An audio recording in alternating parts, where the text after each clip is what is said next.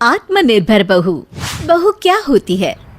बहू होती है बेटे की पत्नी, लेकिन आत्मनिर्भर बहू होती है घर की मुनीम, क्योंकि वो पैसे का हिसाब रखती है।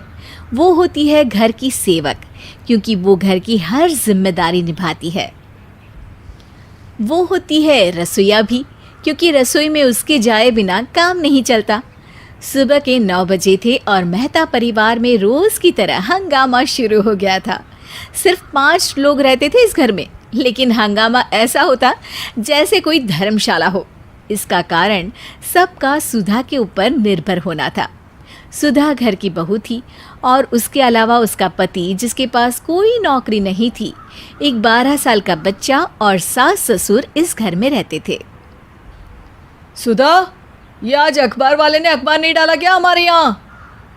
मम्मी, ये क्या बना दिया नाश्ते में आपने? मैं नहीं खाऊंगा। अरे सुधा, वो दूध गरम करके ले आ और आते आते इनकी बीपी की गोली भी लेते आना। सुधा किचन में काम करते करते सबकी बातें सुन रही थी और वहाँ से ही चिल्लाते हुए जवाब दिया। अरे अजय, देखो ना, वहीं कहीं हॉल में रखा होगा। राहुल बेटा, जल्दी से नाश्ता खत्म करो, स्कूल बस आती ही होगी। मम्मी जी, आप वहीं से अच्छे से देखिए ना, मैंने बीपी की गोली टेबल पर ही निकाल कर रखी है। सुधा दूध सास के कमरे में देकर आती है और अजय से कहती है, अजय जाओ ना, आज राहुल को बस स्टॉप तक छोड़ कर आओ ना, उसकी बस आती ही होगी। अरे नहीं नहीं, मैं नहीं जा सकता, अभी मॉर्निंग न्यूज़ शो आने वाला है। और हाँ, ऑफिस जाने से पहले 200 रुपया देकर जाना, मुझे बाइक में पेट्रोल भी डलवाना है। मम्मी, स्कूल में फीस जमा करनी है, टीचर कह रही थी कि कल लास्ट डेट है। हाँ राहुल बेटा, आज मेरी सैलरी आने वाली है, तो मैं बैंक से आते आते तुम्हारी फ़ीस भी भर दूंगी।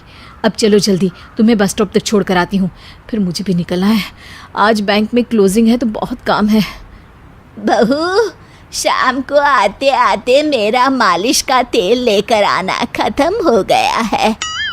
सारे काम निपटाकर सुधा बैंक चली जाती है और शाम होते ही घर पर बाकी सारे लोग दोबारा अपना काम शुरू कर देते हैं, यानी कि हंगामा करना।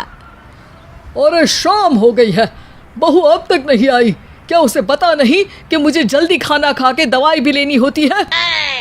कब आएगी मम्मी? मेरा इतना सारा होमवर्क बचा है, कल के एग्ज़ाम की भी तैयारी करनी है। इतनी बार कहा है सुधा से कि टाइम से घर आ जाया करे। इसी बीच सुधा हाफते हाफते घर आती है और सबसे लेट होने की माफ़ी मांगती है। अरे अजय, आज क्या हुआ, महीने का आखिरी दिन था ना, तो क्लोजिंग में थोड़ा टाइम हो गया। मेरा तो दर्द के कारण सर फटा जा रहा है। अरे तुम्हें समझना चाहिए कि घर में इतने सारे काम होते हैं, तो समय से घर आ जाया करो। तुम्हें बाहर काम करने की इजाज़त दी, इसका मतलब ये नहीं कि तुम घर की जिम्मेदारियां भूल जाओ। यहाँ राहुल की पढ़ाई बची है, मेरी मालिश नहीं हुई, इनको भी दवाई लेनी है। अब जाओ, जल्दी खाने की तैयारी करो। ये सब सुनकर सुधा मायूस होकर अपने कमरे में चली जाती है और बाकी कामों की तैयारी करती है। लेकिन काम करते करते वो अपने दिमाग में कुछ सोचने लगती है और काम ख़त्म करके उस सब के सामने आकर कहती है, मेरे बैंक की तरफ से मुझे बेस्ट एम्प्लॉय का अवार्ड मिला है और गिफ्ट वाउचर में 1 हफ्ते का वैकेशन प्लान मिला है। तो कल ऑफिस के बाद मेरी ट्रेन है, सुबह जल्दी निकलूँगी ताकि ऑफिस के काम निपटा लूँ, और 1 हफ्ते मुझे ऑफिस के काम से कोई फ़ोन ना आए। चलो बाय, अब मुझे नींद आ रही है, सुबह जल्दी निकलना भी तो है। सुधा की बात सुनकर सब घर वाले सदमे में आ जाते हैं और सबका मुंह खुला का खुला रह जाता है। अगले दिन सुधा जब अपना बैग पैक करने लगती है, सब उससे सवाल करने लग जाते हैं, लेकिन वो बिना किसी की बात सुने अपना काम करती रहती है। चलो बाय राहुल, अच्छे से पढ़ाई करना। हाँ अजय, सबका ध्यान रखना। सासू माँ पापा जी की दवाई उन्हें टाइम पर दे देना। अच्छा, अब मैं चलती हूँ। अगली सुबह सुधा बिना कुछ किए घर से चली जाती है।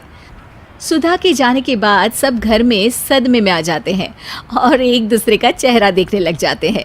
किसी को कुछ समझ में ही नहीं आता कि किसको क्या काम करना है।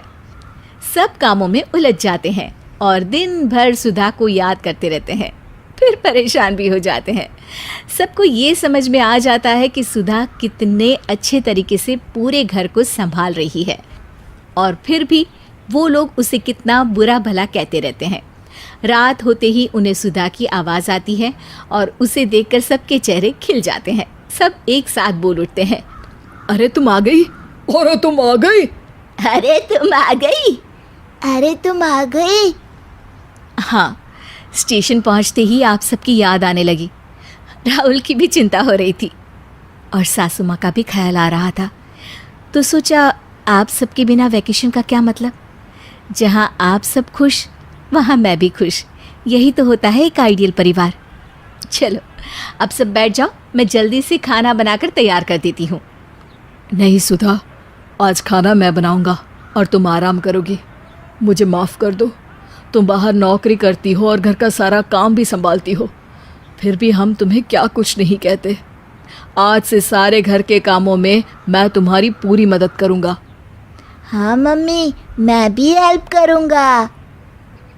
बहू, हमें माफ़ कर दो, मैं तुम्हारी तकलीफ़ कभी नहीं समझ पाई, लेकिन आज से मैं छोटे मोटे काम खुद ही कर लूँगी और अजय भी तुम्हारी पूरी मदद करेगा।